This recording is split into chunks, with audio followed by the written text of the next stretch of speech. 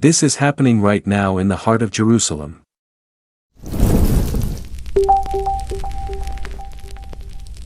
And my friend, what is unfolding in the holy city is something the mainstream media is not telling you about at all, something almost entirely absent from the headlines and broadcasts of this world. CNN is quiet, BBC is silent, major newspapers have not written a single serious word about it, yet those who have eyes to see and ears to hear know deep inside that something extraordinary is taking place in Jerusalem in this very hour. Just days ago, the shofar was lifted and sounded at the Western Wall, not for Rosh Hashanah, not for Yom Kippur, not for any date marked on the religious calendar, but in a way that sent an almost holy chill through the hearts of everyone who witnessed it. And here is what makes this moment so remarkable.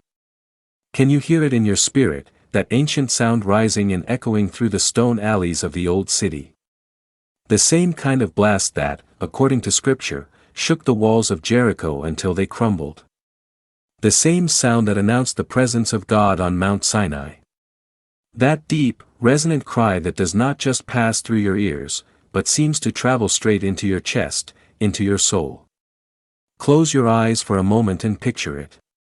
You are standing there at Jerusalem. The sun is sinking low on the horizon. The sky is turning gold, and that golden light is spilling across the dome of the rock, across the roofs of the old city. You can smell the spices drifting from the Arab market, cardamom and cumin and cinnamon, mixing with the faint sweetness of incense rising from the ancient churches.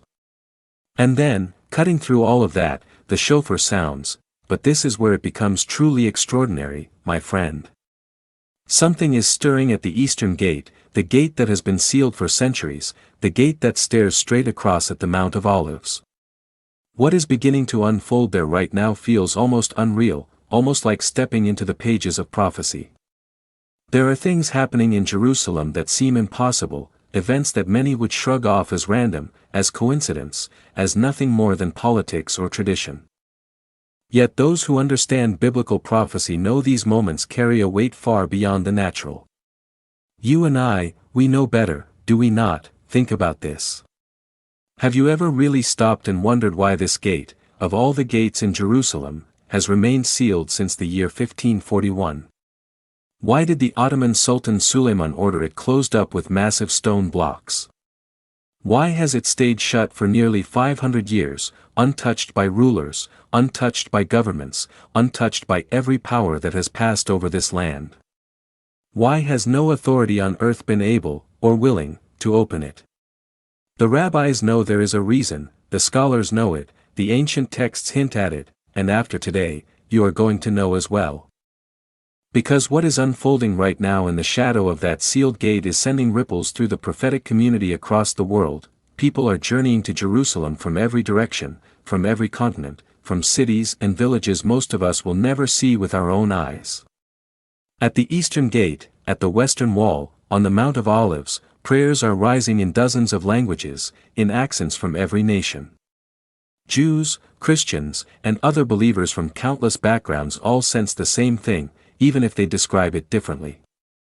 The spiritual atmosphere over Jerusalem is charged, electric, almost tangible, like the air before a storm you can feel in your bones.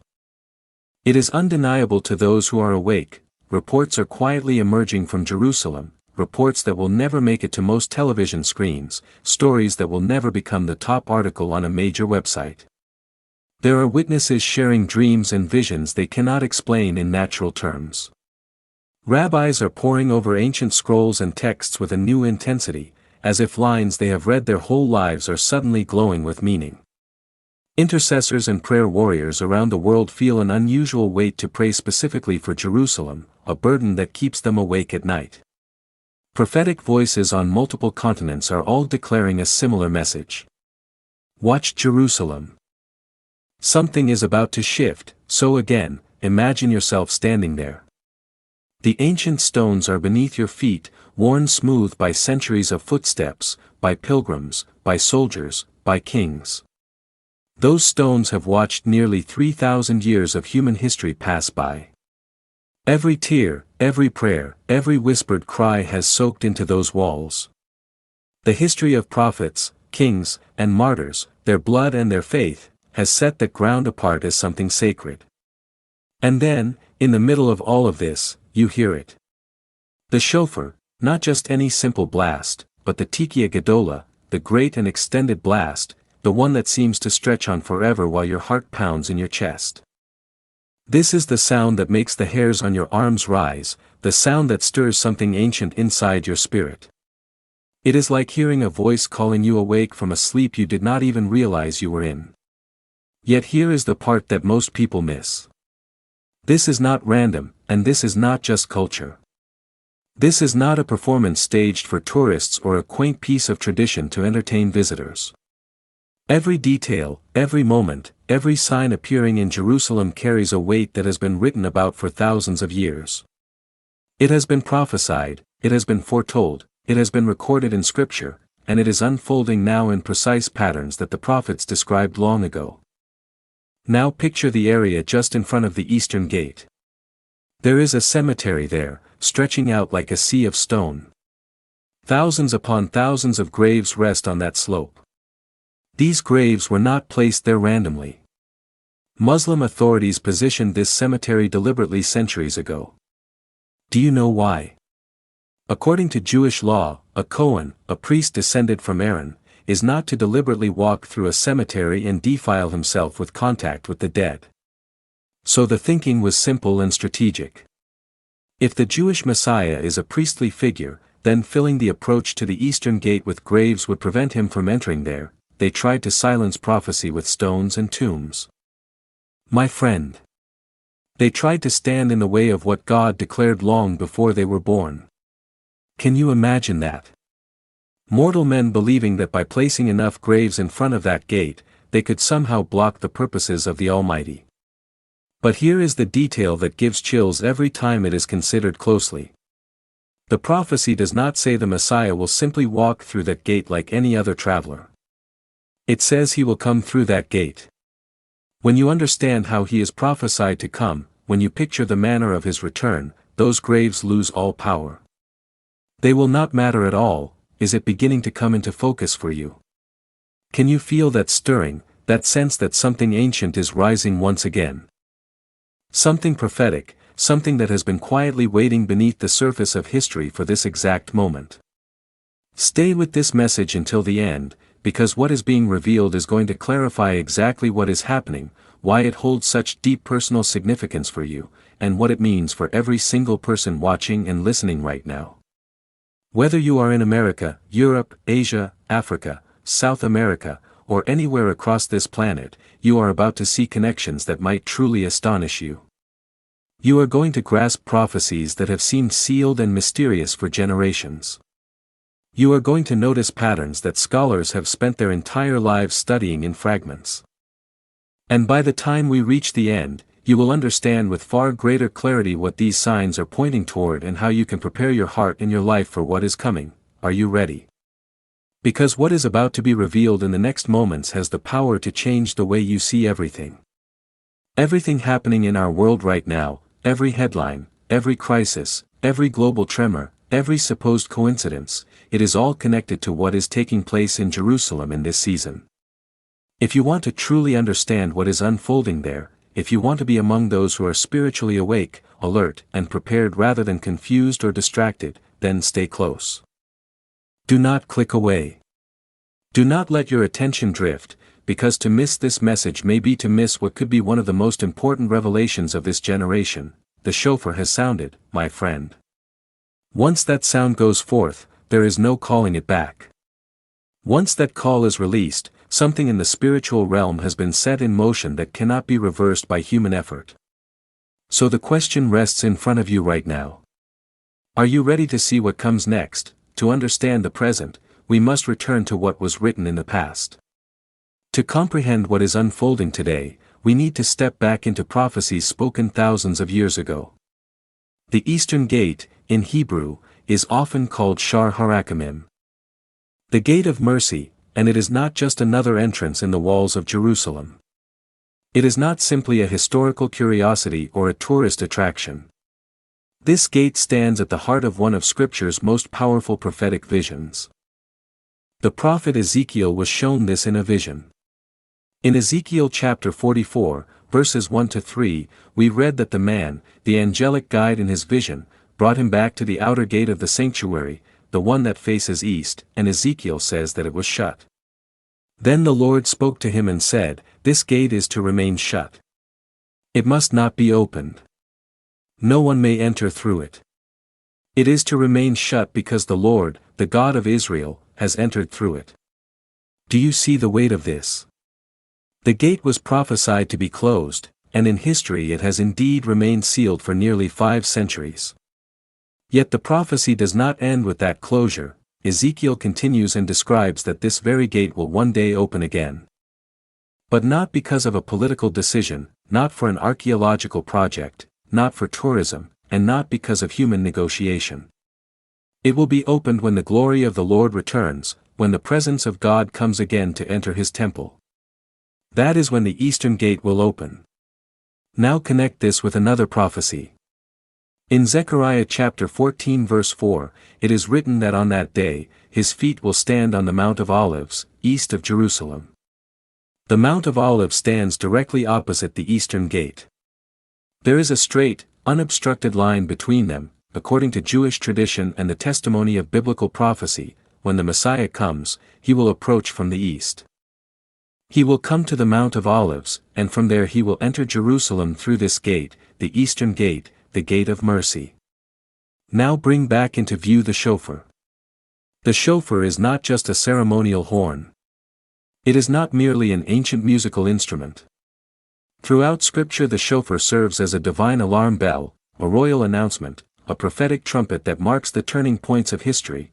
The shofar sounded at Mount Sinai in the days of Exodus, when God descended in fire and gave the 10 Commandments to Israel, as recorded in Exodus 19 verse 16.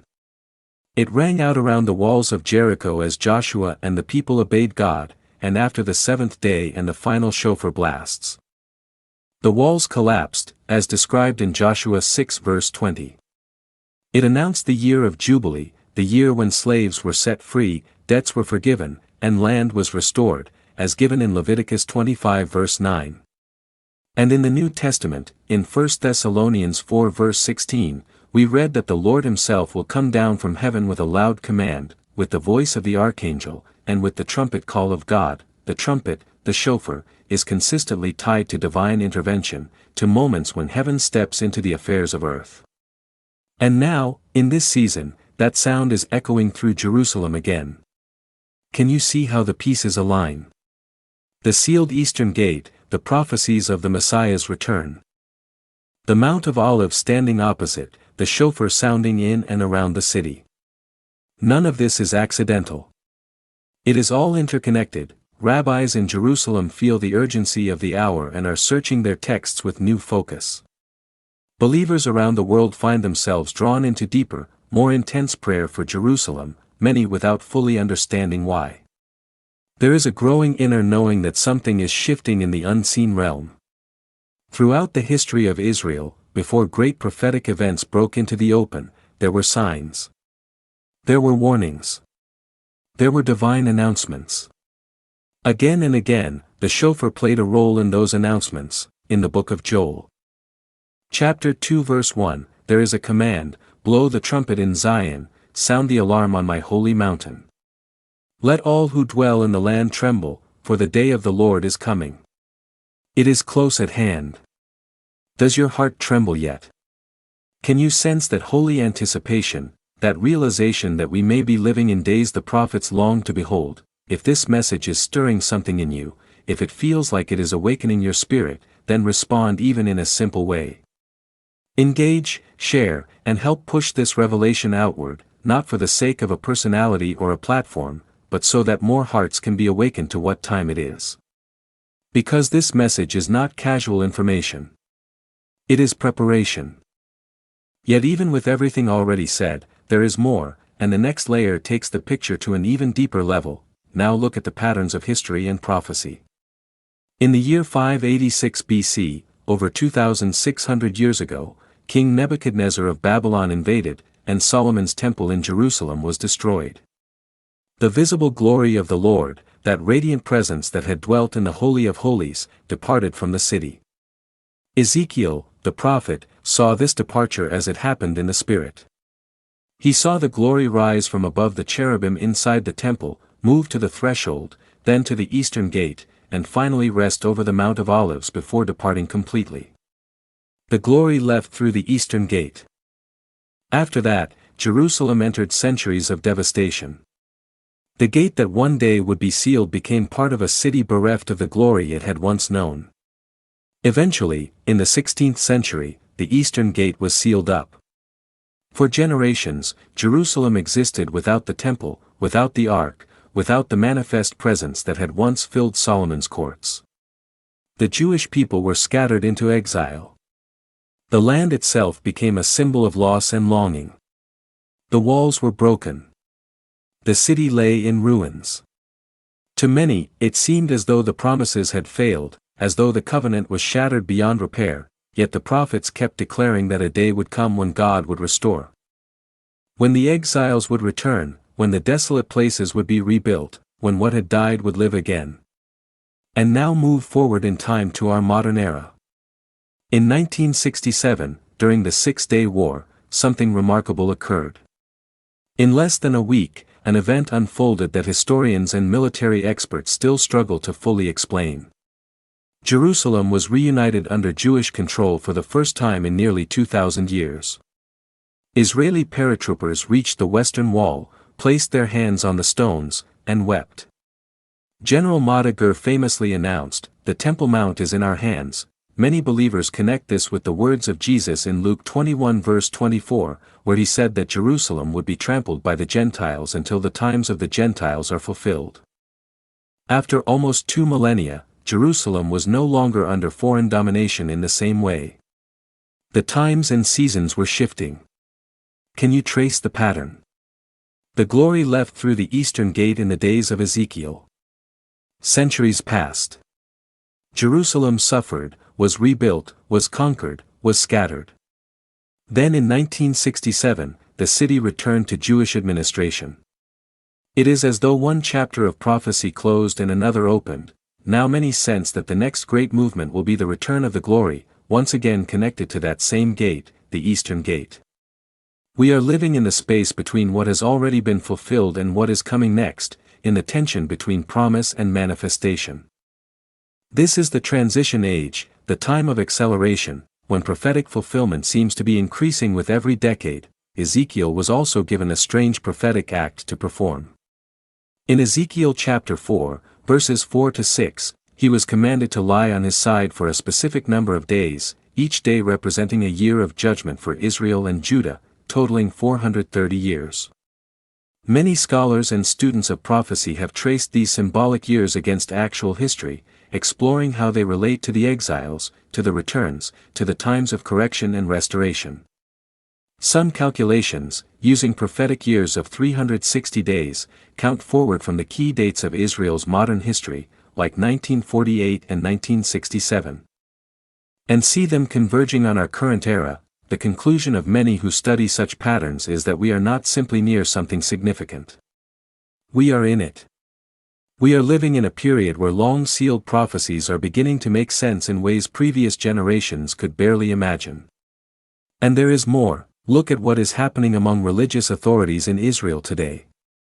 In Jerusalem, the Temple Institute and other groups have been actively preparing for the possibility of renewed temple service.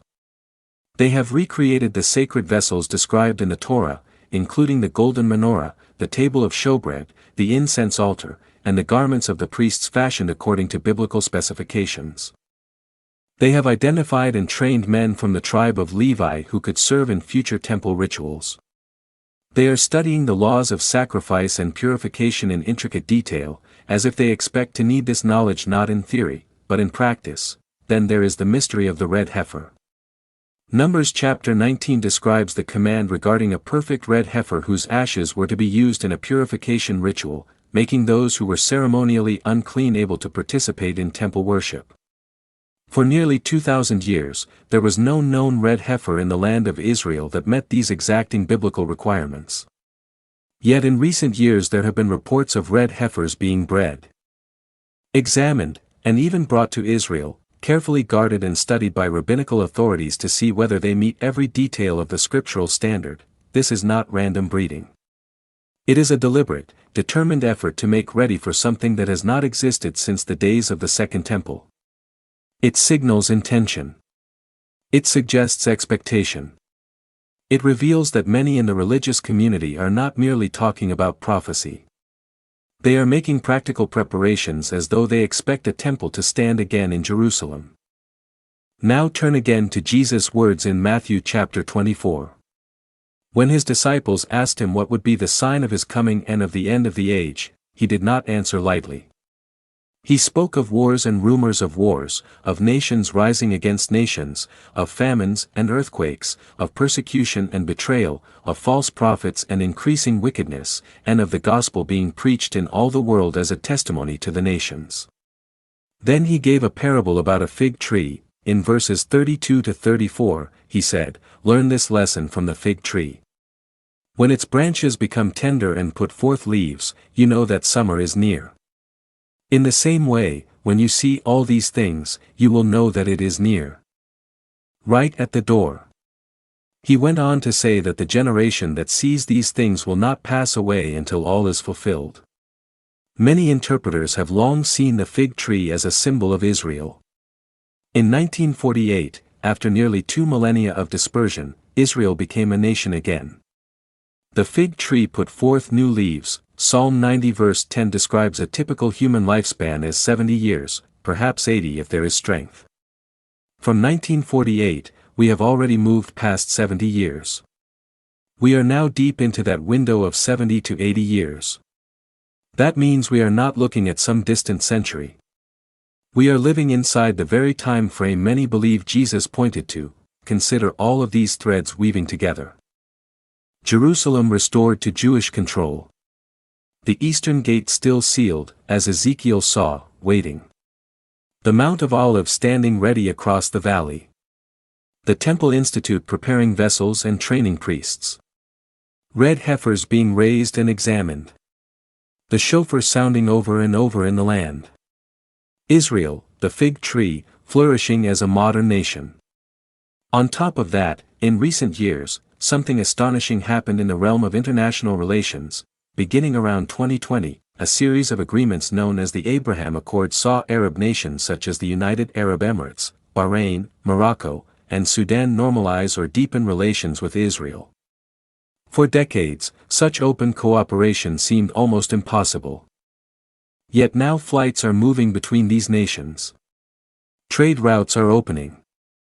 Embassies are being established. Why does this matter prophetically? In Zechariah chapter 8 verse 23, it says that in those days, 10 people from all languages and nations will take hold of one Jew by the hem of his garment and say, "Let us go with you, for we have heard that God is with you." Nations turning toward Israel, seeking partnership, seeking blessing, fits into this prophetic pattern. Even while some nations grow closer, others drift into open hostility. Ezekiel chapters 38 and 39 describe a coalition of nations that will one day move against Israel, including regions historically associated with Russia, Persia or modern Iran, parts of Turkey, and other areas. In our time, military forces and alliances from some of these very regions have established a presence in Syria and around Israel's borders. The board is being set. The pieces are being moved. All of this brings us back to the sound of the shofar in Jerusalem. It is not just a spiritual soundtrack. It is a call, a warning, an announcement. It is as if heaven is leaning close and speaking clearly. Pay attention. Wake up. Watch. Be ready. The time is drawing near, so here is a simple act you can take, even where you are right now. In your own heart, declare, "I hear the shofar." Say it out loud if you can. Write it down. Let that phrase mark your decision to live awake instead of asleep. Alert instead of distracted. It is a way of saying, "I recognize the hour. I am watching. I understand that history is not random. I believe that what God has spoken will come to pass, yet the story is not finished, my friend." Everything being described is not just for scholars, not just for people living in Jerusalem, not just for leaders and rabbis. In the final part of this journey, the focus turns directly to you, to your life, your heart, your destiny. Because ultimately, prophecy is not about satisfying curiosity. It is about preparation, about transformation, about aligning your life with the purposes of God in this critical moment in history.